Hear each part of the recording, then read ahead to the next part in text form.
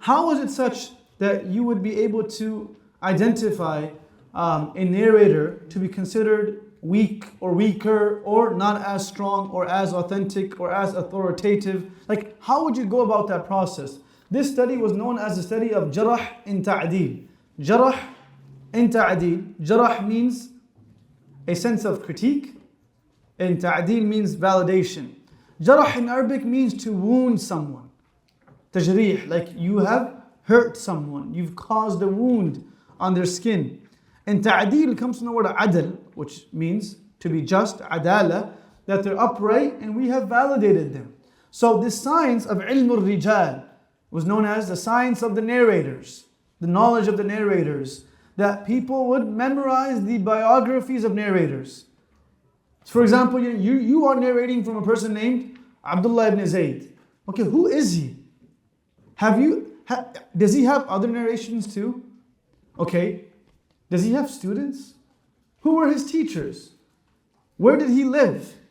Has anyone asked about who he is? So this concept is a science of jarh in ta'deel, where the scholars, one of the greatest scholars of the science, his name was Yahya ibn Ma'in, rahimahullah, great scholar.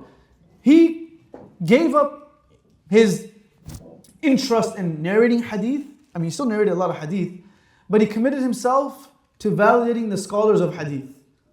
So he would do what I just said. Go to a city and ask someone, have you heard of Zayd? Yeah, okay. How is he? He's a good guy? Does he pray salat in the masjid? Is he good is he honest in business? And no one felt, the scholars of hadith that would be the ones being questioned about, they never felt sensitive towards those questions, because they understood that it was to protect a greater task, which was the corpus of hadith.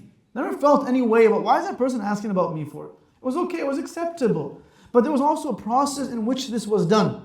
So for example, if someone's background check per se, like we do background checks to hire someone at McDonald's, man. Then what's the worst they can do? Just give you burnt fries? And the McFlurry doesn't taste as milky? But we do background checks on these things. Like you can't even get a job, and that's another issue for another time in America especially, right? Such a great system that we have, and if someone gets in trouble, they can never get out of trouble. But nonetheless, the idea of this person can't get a job without a background check, because it matters. They need to be validated.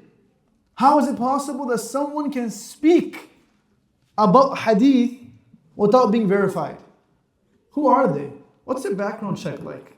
This is a science of jarh in ta'deel, that you go ahead and critique someone or you validate them and verify them. Who has that right to verify and critique? People who have the background of it, and people who are seen as a reference for this. It's not like for example, I'll give you a simple example. If someone is sick and there's a physician here, right, or there's a few physicians, and they start deliberating about what type of medication that person should be given. Right? And I chime in, hey, you know what? I think this is better. You should take Tylenol 500. That's what I want to know. Motrin, right? And they go, oh wow, who are you? I'm not a doctor, but I feel like this is correct. That person, his opinion won't matter in this. Like, oh, I think this scholar is not verified. So who are you to say that? Right? And I'm talking about at that time, right? So the people whose words and whose statements about other scholars were given any weight were scholars that were known for this science. That's what they did. They looked throughout the person's entire history, every aspect of their life. Now, what would make a person weak? We'll speak about it in the next slide. It comes in 2 pages. But that was their job, to make sure no one is lying, no one is cheating. And there was books that were collected just speaking about these narrators. Do you know how people like us in today's time, we struggle to know names of Sahabas, right? You ask someone, this is our fault, this is my fault, this is all of us as parents, is our fault. How many Sahabas do I know? 20, 30, 40, 50? Right? 10? And how many characters do I know from Marvel?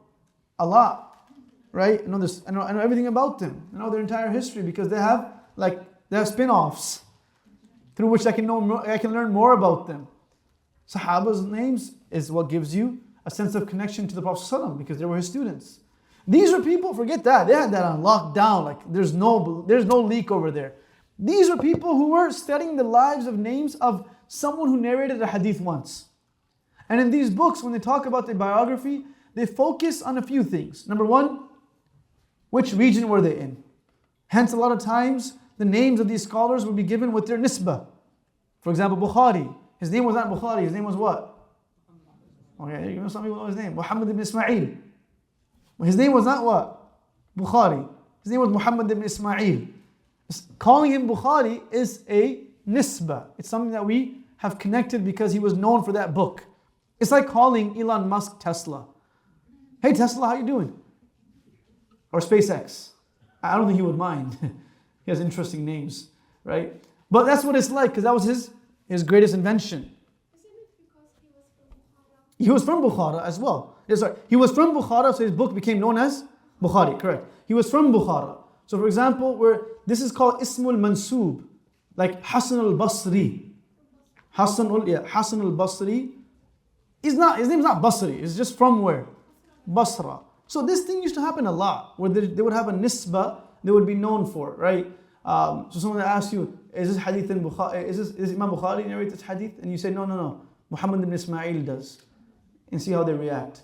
So no, I don't know that guy. So well, that's why you don't have the right to talk about it, right? But that's the idea. The idea is people that understood their lives and these scholars' lives, they would speak about them and they would critique and validate. How would they do it? Not in the open. Critique and validation was never done in the open because the only people that needed to know were told about it. That's why it was so rare to know about these aspects. Who would know about the critique and validation of scholars of hadith? Who? Scholars of hadith. Because they're the ones that are narrating the hadith. So they would choose not to use this person anymore. They would choose to avoid a person over someone else because they're the ones that were narrating it. Their critique was not done in open spaces because it didn't make a difference to most people. Most people were not going to go and narrate a hadith. They were going to narrate, the people that were narrating the hadith needed to know who is correct and who is incorrect. So this idea of, I'm just verifying my source so I can just openly speak bad about scholars or negatively, that doesn't have a precedence in our religion. That precedence has never been set actually. And that's a very dangerous road to tread upon, right? Because it's never been done. So this idea of jarah and ta'deel was done to protect the sacredness of our science of hadith, and therefore no one minded that it was taking place. I hear some noise. Okay, khair. Someone that's unmuted. Everyone should be muted, but it seems like someone is unmuted. Khair. If you're unmuted, please mute yourself. But nonetheless, moving forward, what did these people look at? Okay, this screen, you have it in your book as well, and we'll end with these 10 things. When analyzing a narrator, the scholars of hadith looked at two major factors, looked at two major things. So for example, let's say I'm someone that is being looked at, I'm being observed, right? I am being scrutinized. My life is there, not for the open public, but for these types of scholars that are looking at my understanding of hadith. What are they looking at? They're looking at two main things. The first is al-adala. Adala has to do with your moral uprightness. What does adala have to do with? Like things that no one should be doing. Such as what? Lying. This is general stuff that you should, even as a normal believer, you should be avoiding. Right? Adala. Justice, uprightness. The second is called al-dhabt. And dhabt means a person's accuracy in transmission. So this has to do with the person's, not their sins, but their just ability. Like maybe you're a good person, but you lack in that ability. So just because you're a bad basketball player doesn't mean you're a bad person. You just lack the skills to play that sport. Similarly, a person may be a good person, a good scholar, but they lack the dhabt, the accuracy of being a hadith narrator. So these two factors is what scholars would look at. It's what they would examine